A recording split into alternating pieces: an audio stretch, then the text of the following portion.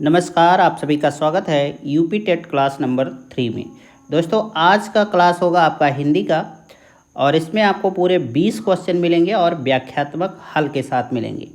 अगर आपने पिछले 2 वीडियो को मिस कर दिया है तो चैनल के प्लेलिस्ट में जाएं। यूपी टेट 2023 के नाम से प्लेलिस्ट बनी है, वहाँ आपको दोनों वीडियो मिल जाएंगे। तो चलिए पहला प्रश्न आपके सामने रखते हैं। प्रकाशन वर्ष की दृष्टि से डॉक्टर हरिवंश राय बच्चन की रचनाओं का सही अनुक्रम बताना है आपको। आपके सामने ये चारों ऑप्शन बने हैं और इसमें क्रम एक ही सही है, बाकी 3 गलत हैं। तो अगर मैं क्वेश्चन पर जाऊं और इसका आंसर बता दूं डायरेक्ट, तो इसका सही आंसर है बी। अगर सन की बात करें तो मधुशाला जो है 1935 में, मधुबाला जो है 1936 में, और मधुकलश जो है 1937 में, और निशा निमंत्रण 1938 में। ये प्रकाशन वर्ष है इसका, ठीक है, या कह सकते हैं कि रचनाओं का वर्ष है। तुलसीदास के रचनाकार हैं। तुलसीदास एक कृति है, उसके रचनाकार आपसे पूछा जा रहा है कि कौन है, और इनका सही ऑप्शन आपको बताना है। महादेवी वर्मा, केशवराम, सूर्यकांत त्रिपाठी निराला, या फिर डॉक्टर रामविलास शर्मा। तो दोस्तों, इसका सही आंसर है निराला जी। तुलसीदास ये जो कृति है ये एक लंबी कविता है। क्या है? लंबी कविता है, और ये निराला जी की सबसे कठिन कविता मानी जाती है, ठीक है। सबसे कठिन है ये, पढ़ने में दिक्कत होती होगी, समझने में दिक्कत होती होगी। अगर निराला जी की कुछ और रचनाओं के बारे में हम बात करें तो इनकी एक है अनामिका है, फिर दूसरी है परिमल, फिर तीसरी है गीत क्या, फिर चौथी है कुकुरमुत्ता, फिर पांचवी है अड़िमा, फिर छठी है बेला, फिर सातवीं है नए पत्ते, फिर अर्चना है, आराधना, गीत गुंज, फिर सांध्य कांकली। ये इतनी रचनाएं हैं, इनकी इम्पोर्टेंट रचनाएं हैं। आप लोग इनको कहीं लिख सकते हैं और रख सकते हैं अपने पास सुरक्षित। अन्य से अनन्य आत्मकथा किसकी है? आपको बताना है किसकी है। मन्नू भंडारी की है, प्रभा खेतान की है, या सुषम बेदी की है, या उषा प्रेमवदा की है। तो दोस्तों, इसका सही आंसर है बी, प्रभा खेतान। दोस्तों, इसका प्रकाशन वर्ष जो है 2007 में हुआ था, और ये कुछ अनछुए पहलुओं को बेबाकी के साथ प्रकट करती है ये आत्मकथा। प्रभु जी तुम चंदन हम पानी किसका वाक्य है? कबीर, बाबू, नानक, या फिर रैदास। तो दोस्तों, इसका सही आंसर है रैदास। रैदास के 40 पद जो हैं गुरु ग्रंथ साहिब में संकलित है, और ये सिखों का है, जानते ही हैं आप, ठीक। और रैदास के गुरु कौन थे? तो रामानंद जी थे। और रैदास किसके गुरु थे? तो ये मीराबाई जी के शिष्य थे। मीराबाई भी प्रख्यात कवित्री थी, भक्त थी श्री कृष्ण भगवान की, तो आप सभी जानते ही हैं।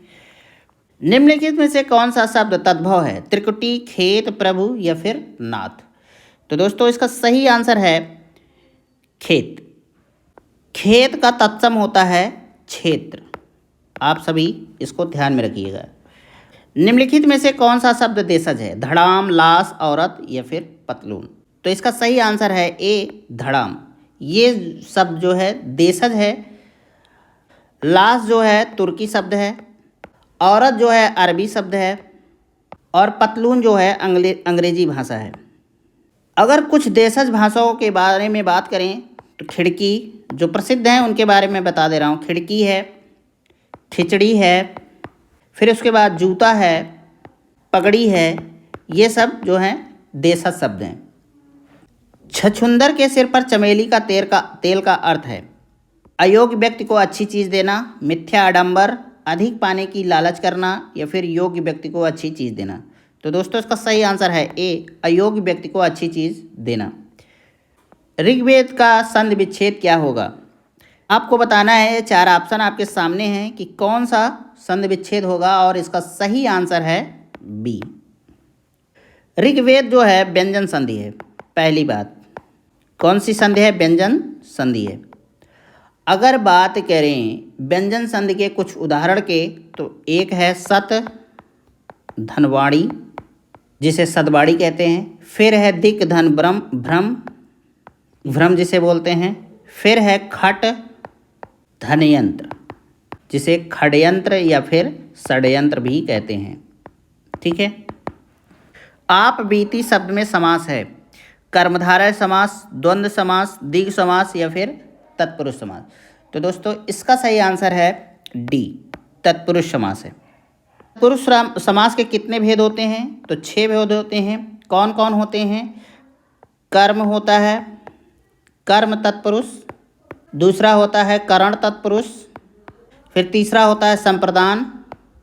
फिर चौथा होता है अपादान। फिर पांचवा होता है संबंध तत्पुरुष। फिर छठा होता है अधिकरण। घोंसले में चिड़िया है कौन सा कारक है? अपादान कारक, संबंध कारक, संप्रदान कारक या फिर अधिकरण कारक। तो दोस्तों इसका सही आंसर है डी, अधिकरण कारक। हिंदी में अधिकरण मुख्यतः 8 होते हैं। कितने होते हैं? तो 8 होते हैं। और संस्कृत में 6 कारक होते हैं, इसको ध्यान में रखिएगा। संस्कृत में 6 और हिंदी में 8। कनुप्रिया के रचनाकार कौन है? धर्मवीर भारती, रंगे राघव, भगवती चरण वर्मा या फिर नागार्जुन। तो दोस्तों इसका सही आंसर आपको बताना है और इसका सही आंसर है ए, धर्मवीर भारती। धर्मवीर भारती की कुछ प्रमुख रचनाएं हैं, उनके बारे में भी जान लेते हैं। जैसे है ठंडा लोहा, अंधा युग, 7 गीत वर्ष, देशांतर। रांगे राघव की अगर बात करें तो इनकी कुछ रचनाएं हैं जैसे अजय खंडहर, मेधावी, पांचाली, पिघलते पत्थर, राह के दीपक। भगवती चरण वर्मा की कुछ कृतियां हैं, उनके बारे में जान लेते हैं। जैसे है मधुकड़ है, संगीत, मानव और एक दिन। नागार्जुन की बात करें तो इनकी है युगधारा, सतरंगे पंखों वाली, प्यासी पथराई आँखें और राह के दीपक। भस्मांकुर के बाद है तालाब की मछलियाँ। ये थे कुछ प्रमुख कृतियाँ जो इसमें चारों ऑप्शन में थे। अगला क्वेश्चन, प्रयोजन का समानार्थी शब्द नहीं है। लक्ष्य, हेतु, नियोजन या फिर उद्देश्य। तो आपको इसमें सही आंसर बहुत आसानी से मिल जाएगा, कोई बहुत बड़ी दिक्कत की बात नहीं है। इसका सही आंसर है सी, यही प्रयोजन का समानार्थी शब्द नहीं है। नियोजन मतलब क्या होता है? नियुक्त करना। बाकी लक्ष्य, हेतु और उद्देश्य प्रयोजन का समानार्थी शब्द है। ऋजु का विलोम शब्द क्या है? सरल, त्रिकोण, वक्र या फिर सीधा। तो दोस्तों इसका सही आंसर है सी, ऋज जो होता है सीधा होता है और इसका विलोम शब्द हो जाएगा वक्र। निम्नलिखित विकल्पों में से किस विकल्प में विशेषण का निर्देश अशुद्ध है? तो आपको इसका सही आंसर बताना है। 2.5 का अपूर्णांक बोधक, दूसरा का क्रमवाचक, वह नौकर कोई विशेषण नहीं है, या फिर 26 का पूर्णांक बोधक। तो दोस्तों इसका सही आंसर है सी, वह नौकर कोई विशेषण नहीं है। विशेषण मुख्यतः 4 प्रकार के होते हैं। कौन कौन होते हैं? तो इनका नाम भी आप जान लीजिए। जैसा होता है गुणवाचक, फिर दूसरा होता है सार्वनामिक, तीसरा होता है सांख्यवाचक या संख्यावाचक, फिर और चौथा होता है परिणामवाचक। आप भला तो जग भला वाक्य में सर्वनाम के किस भेद का बोध होता है? निजवाचक सर्वनाम, अनिश्चयवाचक सर्वनाम, प्रश्नवाचक सर्वनाम या फिर संबंधवाचक सर्वनाम। तो दोस्तों इसका सही आंसर है ए, निजवाचक सर्वनाम। निजवाचक सर्वनाम जो है कर्ता का बोधक होता है, पर स्वयं कर्ता का काम नहीं करता। सर्वनाम के मुख्यतः 6 भेद होते हैं। कितने भेद होते हैं? 6 भेद होते हैं। नाम बता दे रहा हूँ। पुरुषवाचक होता है, वाचक होता है, निश्चयवाचक होता है, उसके बाद अनिश्चयवाचक होता है, प्रश्नवाचक, संबंधवाचक। उच्चारण स्थान की दृष्टि से कौन सा विकल्प शुद्ध है? तो आपको बताना है कि कौन सा विकल्प शुद्ध है और इसका सही आंसर होगा बी। कंठवर्ण जो होता है ना, कौन कौन से होते हैं? तो आ होता है, बड़ा आ होता है, फिर का वर्ग आता है। का वर्ग में जितने भी वर्ण हैं वो आते हैं। फिर हा, हा विसर्ग है। तालव्य में ई बड़ी च वर्ग पूरा का पूरा आता है और ये सा और या ये आता है। मूर्धन्य वर्ण क्या होता है? मूर्धन्य वर्ण में री आता है, वर्ग पूरा का पूरा, फिर रा और ये स।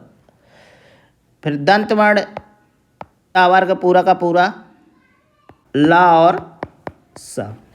निम्नलिखित में से कौन सा कथन अशुद्ध है?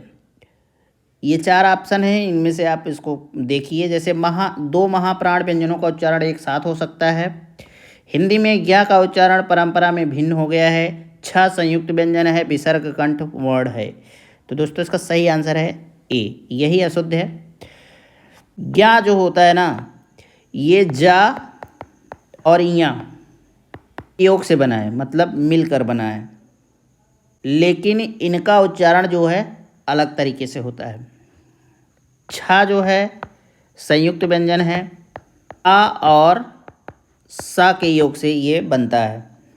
मेरे लड़के ने मेरी आज्ञा का पालन नहीं किया, वाक्य में लड़के के विषय में कौन सा विकल्प अशुद्ध है? पुल्लिंग है, कर्ता है, बहुवचन है या फिर एकवचन है? इसका सही आंसर है सी, ये बहुवचन में है। राम आम खाता है में वाच्य का कौन सा रूप है? तो आपको बताना है कौन सा रूप है। कर्मवाच्य है, भाववाच्य है, उभयवाच्य है या फिर कर्तृवाच्य है? तो दोस्तों इसका सही आंसर जो है ना डी है, कर्तृवाच्य। वाक्य में जब कर्ता की प्रधानता हो, अर्थात क्रिया लिंग कर्ता के अनुसार हो, तो उसे कर्तृवाच्य कहते हैं। वचन रहीमन पानी राखिए, बिन पानी सब सून, पानी गए न उबरे, मोतिस मानुष चून। इस दोहे में कौन सा अलंकार है? उपमा, रूपक, उत्प्रेक्षा या फिर श्लेष? तो दोस्तों इसका सही आंसर है श्लेष अलंकार है। श्लेष अलंकार क्या होता है कि एक ही शब्द के अलग अलग अर्थ होते हैं। जैसे इसमें पानी शब्द जो है ना, उसमें 3 अर्थ है। पहला जो है मोती के लिए है, दूसरा चमक के लिए है, तीसरा जो है ना मनुष्य के सम्मान के लिए है। निम्नलिखित में से कौन सा शब्द शुद्ध है? अंगना, चाँद, आँख, अंक। आपको देखने में चारों सही लग रहे होंगे, लेकिन चारों नहीं सही है, सिर्फ एक ही सही है और आपको बताना है कि कौन सा सही है। तो दोस्तों सही आंसर ए है, अंगना। यही वर्तनी के दृष्टि से शुद्ध है। अंगना का अर्थ जो होता है ना, स्त्री भी होता है। अगर शुद्ध वाक्य चाँद का देखा जाए तो चाँद को इस तरीके से लिखा जाता है, आँख को ऐसे लिखा जाता है और अंक को इसमें इस तरीके का है ये, और इसको शुद्ध करने पर ये हो जाएगा। तो एक प्रकार से ये शुद्ध ही था, लेकिन क्वेश्चन के अनुसार बताना है तो आपका ऐसे होगा। ठीक। निम्नलिखित में से किस शब्द की वर्तनी सही है? ये चारों दिए गए हैं, है सन्निधि लिखा है, लेकिन कौन सा शुद्ध है आपको बताना है और इसका सही आंसर है डी, यही है शुद्ध, बाकी तीनों गलत हैं। जो है स्त्रीलिंग है, ये शब्द जो है स्त्रीलिंग है। उपचारात्मक शिक्षण की सफलता निर्भर करती है भाषिक नियमों के ज्ञान पर, समय व अवधि पर, समस्याओं के कारणों की सही पहचान पर या फिर उपचारात्मक शिक्षण की सामग्री पर। तो दोस्तों इसका सही आंसर है सी, समस्याओं के कारणों की सही पहचान पर।